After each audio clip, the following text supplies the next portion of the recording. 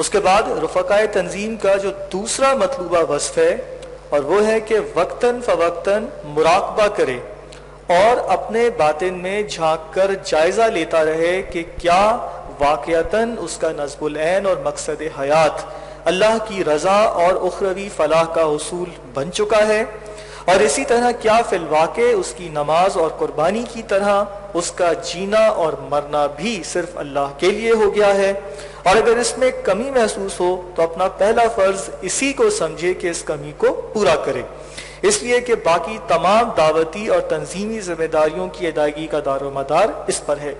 تو میں گزارش کروں گا محترم نوید بھائی سے کہ وہ قرآن کی روشنی میں اس وصف کو واضح فرمائیں۔ الرحمن الرحیم۔ قرآن مجید بار بار کہتا ہے کہ قیامت کے دن ہم میں سے ہر ایک کا اللہ کی بارگاہ میں محاسبہ انفرادی طور پر ہونا ہے۔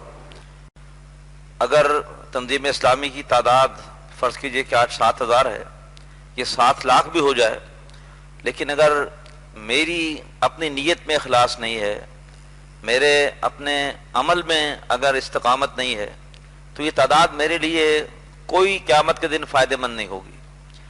اور اگر خدا نہ خواستہ ہم دنیا میں کچھ نہ کر سکیں اور ہماری اپنی کوتاہیوں کی وجہ سے یا کوئی معاشرے کی بے حسی کی وجہ سے ہم دنیا میں کوئی تبدیلی لانے کے قابل نہ ہو سکیں، لیکن اگر میری نیت میں اخلاص ہے اور میرا عمل اگر وہ استقامت کے ساتھ ہے، تو قیامت کے دن اللہ تبارک و تعالی ضرور مجھے اس کا اجر عطا فرمائے گا۔ لہٰذا ہم میں سے ہر بھائی کو اپنی اپنی فکر کرنی چاہیے، مراقبہ کر کے اپنا جائزہ لینا چاہیے کہ میں کیا کر رہا ہوں، اس لیے کہ قیامت کے دن مجھے اپنا جواب دینا ہے۔ سورہ مائدہ آیت 105 میں اللہ ارشاد فرماتے ہیں کہ یا ایھا الذین آمنوا علیکم انفسکم لا یضرکم من ضل اذا اہتدیتم، اے لوگوں جو ایمان لائے ہو، تم پر ذمہ داری تمہاری اپنی ہے۔ کوئی اور گمراہ ہوتا ہے تو اس کی گمراہی تمہیں نقصان نہیں پہنچائے گی۔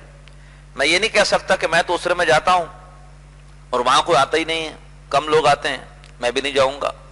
اگر وہ نہیں آ رہے، نظم کی پابندی نہیں کر رہے، اپنا جواب وہ خود دیں گے، لیکن مجھے نظم کی پابندی کرنی ہے۔ ابھی ہم نے سنا راشد بھائی سے کہ بغیر منظم جد و جہد کے اقامت دین والا کام نہیں ہو سکتا، تو مجھے تو یہ کرنا ہے، مجھے تو اللہ کہا جائے کہ اپنا جواب دینا ہے۔ اسی طریقے پر کلہم آتی ہے یوم القیامت فردا، سورہ مریم آیت 95 اس میں آتا ہے کہ تم میں سے، آیت 95 ہے جی کہ تم میں سے ہر شخص کو قیامت کے دن اکیلے اکیلے اللہ کی بارگاہ میں حاضر ہونا ہے۔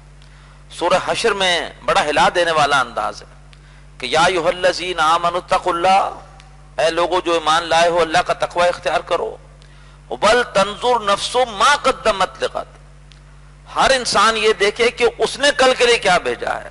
واتقوا اللہ، اللہ کا تقوی اختیار کرو، اللہ سے ڈرو، اس کی نافرمانی سے بچو۔ ان اللہ خبیر بما تعملون، بے شک اللہ دیکھ رہا ہے کہ تم کیا کر رہے ہو۔ تو یہ مضمون قرآن مجید میں ریپیٹڈلی سورہ نحل میں بھی ہے، سورہ ہود میں بھی ہے کہ قیامت کے دن کوئی کسی کو نہیں پوچھے گا، کوئی کسی کے کام نہیں آئے گا۔ اس روز مجھے اپنے عمل کے ذریعے سے ہی اللہ تبارک و تعالیٰ کے ہاں بخشش کے حصول کی کوشش کرنی ہے۔ اللہ تعالیٰ ہم سب کو یہ جذبہ عطا فرما دے، کوئی کام کرے یا نہ کرے میں نے کرنا ہے، اب میرے لیے نجات اسی میں ہے۔ تو انشاءاللہ تعالیٰ اگر یہ جذبہ پیدا ہوگا تو انشاءاللہ ہمارا مجموعی طور پر بھی کام ترقی کرے گا۔ جی، ایک رفیق تنظیم کا جو دوسرا مطلوبہ وصف ہے کہ وہ اپنا جائزہ لیتا رہے، خود احتسابی بھی کرتا رہے اور دیکھتا رہے کہ کیا واقعتاً اس کا مقصد حیات اللہ کی رضا اور اخروی فلاح کا حصول بن گیا ہے۔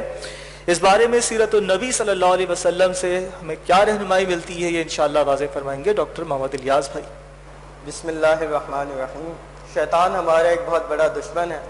اول تو کوشش کرتا ہے کہ نیکی کی طرف آدمی مائل ہی نہ ہو، اور پھر اگر آدمی مائل ہو جائے تو وہ کوشش کرتا ہے کہ نیکی کا اجر اسے حاصل نہ ہو بلکہ اس نیکی کو ضائع کر دیا جائے۔ اس لیے ضروری ہے کہ جب بھی ہم نیک عمل کریں تو اپنا محاسبہ کرتے رہیں، خود احتسابی کا عمل کرتے رہیں کہ کہیں ایسا نہ ہو کہ ہماری نیت میں فتور آ جائے اور سب کچھ کر کے بھی کچھ حاصل نہ ہو۔ تو اس حوالے سے کئی احادیث نبی اکرم صلی اللہ علیہ وسلم کی ہیں جن میں خود احتسابی کی دعوت دی گئی ہے۔ سب سے پہلے تو بخاری مسلم کی روایت، اور بخاری شریف میں تو یہ پہلی روایت ہے جو نقل کی گئی اس مضمون میں. فرمایا انما الاعمال بالنیات، نبی اکرم صلی اللہ علیہ وسلم نے فرمایا کہ اعمال کا دار و مدار نیتوں پر ہے. وانما لكل امرئ ما نوى، اور ہر ایک کے لیے وہی کچھ ہے جس کا اس نے ارادہ کیا. چنانچہ آپ نے فرمایا کہ جس شخص نے اللہ اس کے رسول کے لیے ہجرت کی تو اس کی ہجرت بھی پھر اللہ اس کے رسول کی طرف ہے. لیکن جس شخص نے دنیا کے لیے ہجرت کی یا کسی خاتون سے نکاح کے لیے ہجرت کی تو پھر اس کی ہجرت بھی انہی چیزوں کی طرف ہے.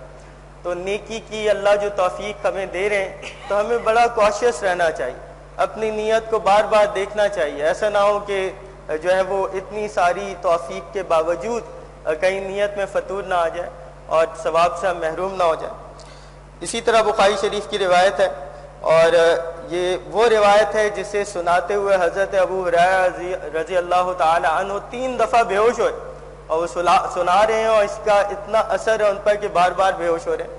اور حدیث کیا ہے، آپ صلی اللہ علیہ وسلم نے فرمایا کہ روز قیامت اللہ تعالیٰ کے سامنے سب سے پہلے 3 افراد کا معاملہ پیش کیا جائے گا، اور ان میں سے ایک شہید ہوگا، ایک عالم ہوگا، ایک سخی ہوگا.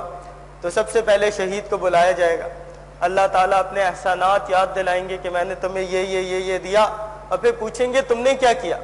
وہ شخص کہے گا اللہ میں نے تیری راہ میں اپنی جان دے دی.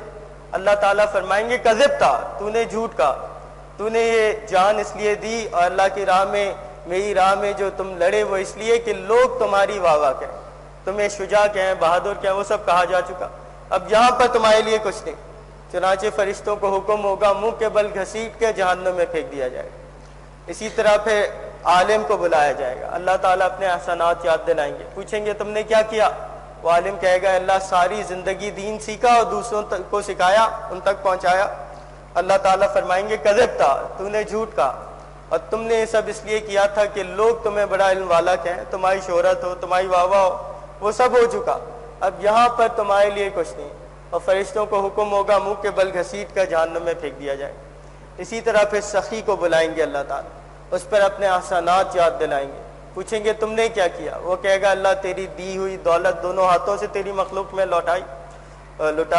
اور اللہ تعالیٰ فرمائیں گے کذبتا، تو نے جھوٹ کہا، اور تم نے یہ سارا کام اس لیے کیا تھا کہ لوگ تمہاری تعریفیں کریں، تمہیں سخی کہا جائے، وہ سب کچھ ہو چکا، اب یہاں پر تمہارے لیے کچھ نہیں. تو ذرا غور کیجئے کہ سب کچھ کرنے کے باوجود اگر نیت درست نہیں ہے اور اس میں اخلاص نہیں ہے تو پھر آدمی جو ہے وہ اجر و ثواب سے جو ہے محروم رہتا ہے. اسی طرح مسند احمد کی روایت، اور نبی اکرم صلی اللہ علیہ وسلم نے فرمایا من صلی یرائی فقد اشرکا. ایک تو یہ کہ اجر و ثواب سے محروم، دوسرا یہ کہ بجائے ثواب کے الٹا عذاب درپیش ہو جائے. تو فرمایا جس نے دکھاوے کے لیے نماز پڑھی وہ شرک کر چکا. من صام یرائی فقد اشرکا، جس نے دکھاوے کے لیے روزہ رکھا وہ شرک کر چکا.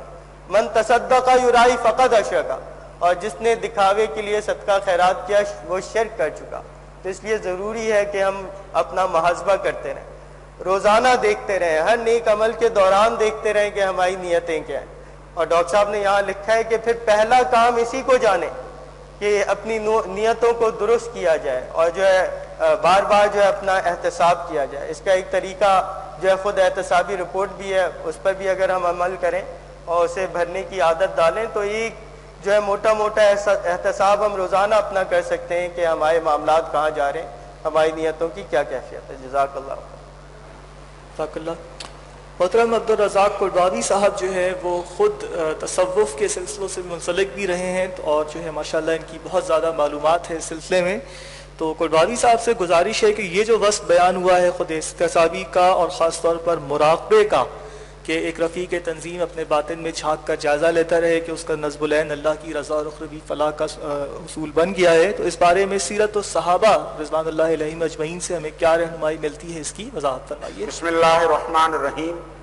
مسجد نبوی کے ریاض الجنہ میں ایک اہم ستون حضرت ابو لبابہ رضی اللہ تعالیٰ عنہ کے عنوان سے ہے، اور قیامت تک یہ ستون در حقیقت اس احساس کا، اس فیلنگز کا، اس خود احتسابی کا سبق دیتا ہے کہ غزوہ تبوک کی تیاری میں کچھ تاخیر کی بات ہوئی، کچھ روانگی میں دیر ہوئی، حضرت ابو لبابہ رضی اللہ تعالیٰ عنہ نے اپنے اوپر ایک سزا نافذ کر دی اور اس ستون سے بندھے رہے اور فرمایا کہ جب تک اللہ کی طرف سے معافی نہیں ہوتی رحمت للعالمین ہی اس ستون سے میں جو بندھا ہوا ہوں اس کو کھولیں گے، اور اللہ تعالیٰ نے ان کی توبہ کو قبول فرمایا۔ حضرت عمر رضی اللہ تعالیٰ عنہ جیسی جلیل القدر ہستی، عشرہ مبشرہ امیر المومنین، جس کے بارے میں رحمت للعالمین نے فرمایا کہ اگر میرے بعد کوئی نبی ہوتا تو وہ عمر ہوتے، لیکن میں آخری نبی ہوں، یہ حضرت عمر رضی اللہ تعالیٰ عنہ کی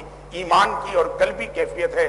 حضرت حذیفہ رضی اللہ تعالیٰ عنہ جلیل القدر صحابی ہیں کہ جن کے پاس سرکار دو عالم کی بہت ساری پیشن گوئیاں ہیں، اور کسی بھی ایب نارمل سچویشن میں جلیل القدر صحابہ وفود کی شکل میں حضرت حذیفہ کے پاس جایا کرتے تھے کہ رحمت للعالمین کی اس معاملے میں کیا رہنمائی ہے۔ ان کے پاس اللہ کے رسول نے منافقین کی ایک فہرست بھی درج کروا دی تھی۔ حضرت عمر رضی اللہ تعالیٰ عنہ دوڑے ہوئے جاتے ہیں حضرت حذیفہ رضی اللہ تعالیٰ عنہ سے، جو الفاظ ادا کرتے ہیں میں انورٹڈ کوما میں آپ کو سناتا ہوں۔ حذیفہ، مجھے معلوم ہے کہ نبی پاک صلی اللہ علیہ وسلم کی بہت سی پیشن گوئیاں تمہارے پاس ہیں۔ حذیفہ، میں تم سے کوئی راز اگلوانے نہیں آیا ہوں۔ حذیفہ، مجھے صرف اتنا بتا دو کہ میرا نام منافقین میں تو نہیں۔ یہ امیر المومنین عمر فاروق رضی اللہ تعالیٰ عنہ کی کیفیت ہے۔ یہی فرماتے ہیں کہ اگر دجلہ کے کنارے کتا بھی مر گیا عمر کو خدا کے ہاں جواب دینا پڑا۔